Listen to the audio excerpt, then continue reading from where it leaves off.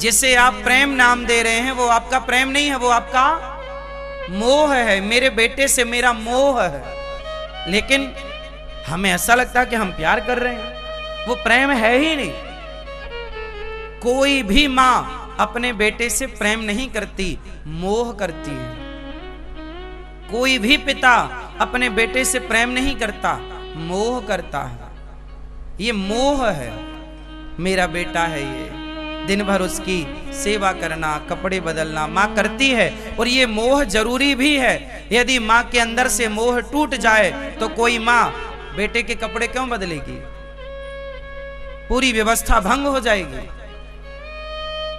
ये मोह भी ईश्वर की एक व्यवस्था है और अच्छी व्यवस्था है। यदि आपका मोह आपके पति से ना हो तो फिर आप पति के पास रहोगी क्यों? मोह है इसलिए तो हो। पति का मोह आपसे है इसलिए दिन भर बाहर रहता है, शाम को आपके पास आता है। मोह ना होता तो वो किसी और के पास ना चला जाता। तो ये मोह ईश्वर की एक बहुत बड़ी व्यवस्था है। गाय के अंदर बछड़े के प्रति मोह होता है, पैदा होते ही चाटने लग जाती है। क्या होता है? जोर से, वो मोह है। क्या है वो? मोह। मोह अलग होता है और प्रेम अलग होता है। तो संसार से हमारा, जैसे दुकान से हमारा मोह है, पैसों से हमारा मोह है। इसलिए तो कहते हैं ये मोह ममता छोड़ो। एक टाइम तक तो अच्छी है ये मोह ममता, बच्चों को पढ़ा लिखा दिया, सेल्फ डिपेंड बना दिया, अब मोह ममता कम कर लो।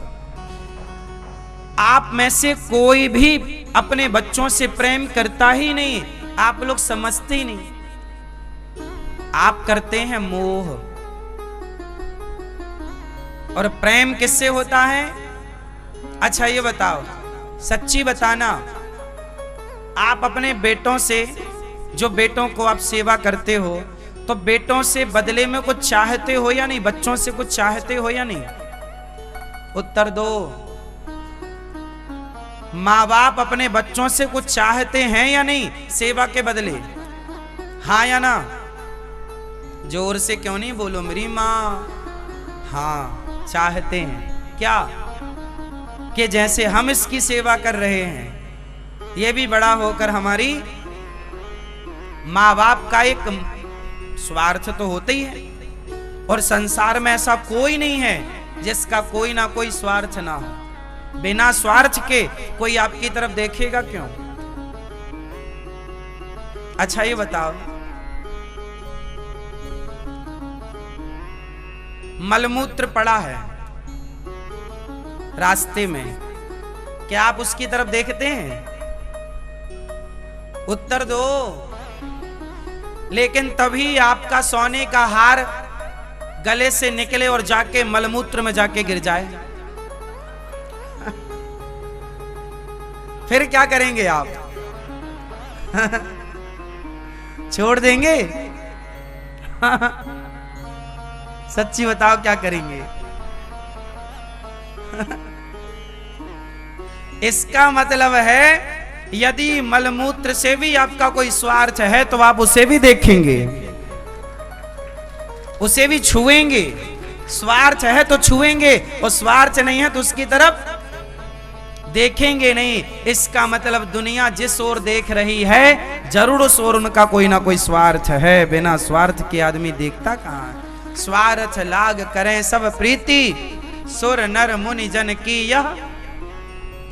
तो जहां स्वार्थ है, बच्चों का स्वार्थ माँ बाप से होता है कि माँ बाप की संपत्ति मिलेगी, माँ बाप हमें पढ़ाएंगे लिखाएंगे, कपड़े पहनाएंगे, हमारे लिए खिलौने लाएंगे, हमारे लिए टॉफी लाएंगे, आइसक्रीम लाएंगे। ये बच्चों का स्वार्थ होता है।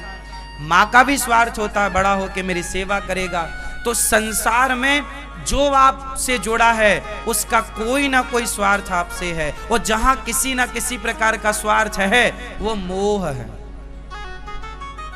जहां जुड़ाव किससे है? स्वार्थ के कारण, वो मोह है। और जहां कोई स्वार्थ ना हो, हमें भगवान से क्या चाहिए?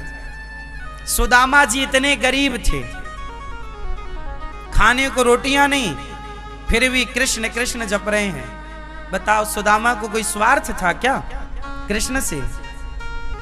कुछ चाहिए था क्या? 4 मुट्ठी चावल लेकर गए थे, चिवड़ा लेकर गए थे, देने के लिए, लेने के लिए नहीं गए। सुदामा निःस्वा, गोपियां कृष्ण के लिए रोती हैं, उनका नाम जपती हैं, क्या स्वार्थ है? स्वार्थ संसार से होता है, इसलिए वो मोह होता है। स्वार्थ ईश्वर से नहीं होता, इसलिए वो प्रेम होता है। जहां स्वार्थ ना हो वो प्रेम है, जहां स्वार्थ हो वो प्रेम नहीं है, वो मोह है। समझ में आई? वो क्या है? प्रेम कैसा है कि हम कृष्ण का नाम तो जप रहे हैं, ये साधु संत हमारे देश में बेचारे पेड़ के नीचे बैठे हैं, ना तो इन्होंने शादी कराई, चाहते तो शादी करा लेते, आप लोगों की तरह जिंदगी एंजॉय करते आनंद से। बड़े बड़े बाल बढ़ा रखे हैं, इतनी गर्मियों में उन बालों को धुल भी नहीं पाते। सर्दियों में इतने बड़े बाल धुलेंगे तो 4 घंटा सूखने में लगेगा, तब तक सर्दी बैठ जाएगी। आप स्त्रियां तो जानती होंगी बाल धुलना कितना कठिन काम है, वो भी सर्दियों में, जनवरी में। और वो साधुओं का सोचो जिनके सिर पे जटाएं बनी हैं। ये जटाएं काहे के लिए बनाए हैं? कोई आप लोगों को रिझाने के लिए छोड़ी हैं? ये संतों का त्याग, ना तो शादी कराई, ना तो उन्होंने अपने लिए कोई बढ़िया कपड़े पहने, ना तो अपने लिए कोई घर बनाया, ना तो अपनी कोई कुछ व्यवस्थाएं करी। पेड़ के छांव में बैठे बैठे राम राम कृष्ण कृष्ण जप रहे हैं, रो रहे हैं। किसके लिए? भगवान के लिए। बताइए, प्रेम तो ये है ना कि हम आपके लिए सब छोड़ के पेड़ की छांव में बैठ के भगवान का केवल स्मरण है, कुछ नहीं है।